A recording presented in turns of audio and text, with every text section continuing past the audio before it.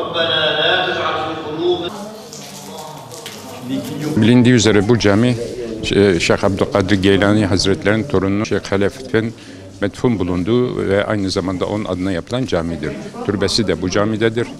Sizin de belirttiğiniz gibi mahalle sakinleri başka mahallelere taşınmış olsalar bile vakit namazlarını burada kılmaya gayret harcamaktadırlar. Gelenekte bir asırdan beri haftada 2 gün Ramazan ayı boyunca iftarla birlikte akşam namazına gelenlere helva ve ekmek dağıtımı yapılmaktadır.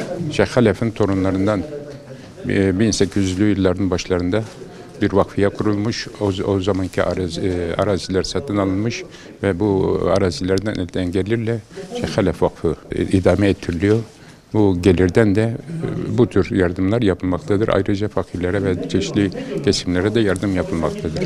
Mülhak Hacı Mustafa Efendi bin Hüseyin Şeyh Halef Vakfı mütevellisiyim. Şimdi ben çok duygu doluyum. Çok mutluluk yaşıyorum. Bu cemaatimizi görünce çok mutlu oluyorum. Cemaatimize kıyamete kadar her hafta 2 kere biz kendilerine ekmek veriyoruz ve katık veriyoruz. Ayrıca yoksul insanlara, ihtiyaç sahibi insanlara yıl boyunca biz ekmek yardımı yapıyoruz, gıda yardımı yapıyoruz. Veysel Karani'de de biz yemek veriyoruz lokantada Ramazan boyunca. Burada da lokantada biz yine yemek veriyoruz 29 gün boyunca. Yani tabii bu büyük bir mutluluktur. Uygulanıyorum çünkü çok mutlu oluyorum.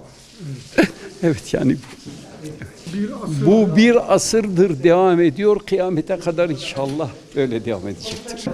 Ben 1969 doğumluyum. 64 senedir bu mahalledeyim. Bu camideyim ya. Bu camide gelip geliyorum. Peki 64 yıldır bu devam ediyor mu? Bu gelenekseldir. Ben kendi tanıdığım her gün böyle her perşembe günleri dağıtılıyor şeyler. Bir hacı abi müdürümüz de maşallah camiye de güzel bakıyor. Allah senden ona razı olsun. Ben buradaki maneviyatı hiçbir yerde yok. Ben 64 senedir bu camideyim. 64 senedir bu şey yapılıyor yani.